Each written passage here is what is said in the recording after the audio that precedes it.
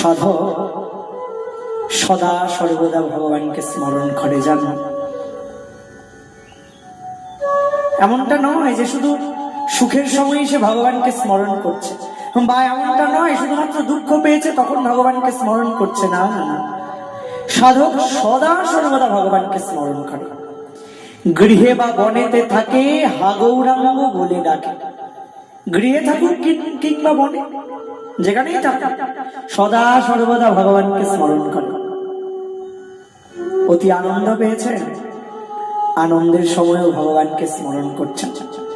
দুঃখে আছে, খুব দুঃখ তার, দুঃখের সময়ও ভগবানকেই স্মরণ করছেন।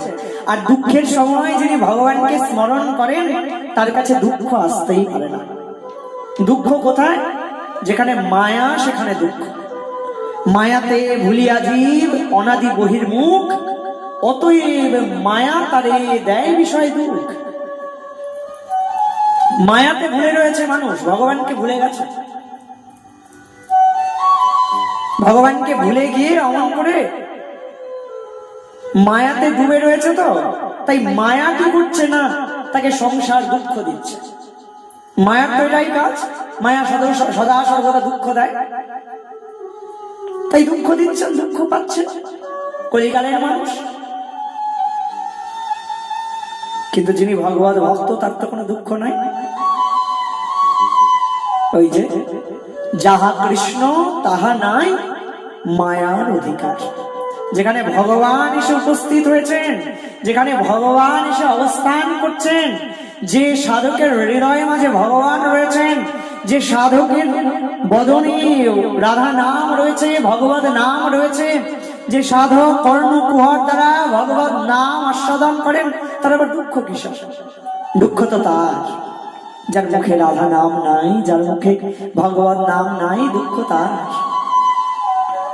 তাই যিনি ভগবত ভক্ত না তার কোনো দুঃখ নাই, জানো, কারণ তিনি সদা সর্বদা সুখে কিংবা দুঃখে থাকে হা গৌরাঙ্গ বলে ডাকে। নরোত্তম মাগে তার সঙ্গ। যে এমন করে গৃহে কিংবা বনে, দুঃখে কিংবা সুখে সদা সর্বদা যিনি অমন করে হা গৌরাণী তাই বলে ডাকেন, নরোত্তম দাস ঠাকুর মহাশয় বলছেন, সদা সর্বদা যিনি অমন করে নিতাইয়ের নাম করেন, অমন করে গৌরের নাম করেন, আমি তো সদা সর্বদা তার সঙ্গ করতে চাইব, সবসময় তার সঙ্গ করব, সাধু সঙ্গ করব।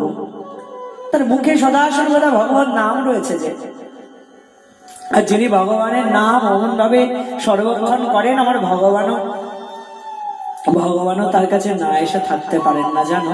তাই তো বারবার করে বললেন ভক্তগণ যে বৈষ্ণব হৃদয়ে সদা গোবিন্দ বিশ্রাম। ভগবান কোথায় থাকেন না, ভগবান বৈষ্ণবের হৃদয়ে মাঝে এসে অবস্থান করেন। কারণ ওই যে বৈষ্ণব সদা সর্বদা সেবায় নিমগ্ন, সদা সর্বদা ভগবত নাম করতে ব্যস্ত, তাই তো ভগবান তার থেকে দূরে থাকতে পারেন না, ভগবান তার কাছে ছুটে চলে আসেন, জানো। তাই তো নরোত্তম দাস ঠাকুর মহাশয় অমন ব্যক্তির সঙ্গ করতে চাইছেন, যিনি গৃহে বা বনেতে থাকে হা গৌরাঙ্গ বলে ডাকে, নরোত্তম মাগে তার সঙ্গ।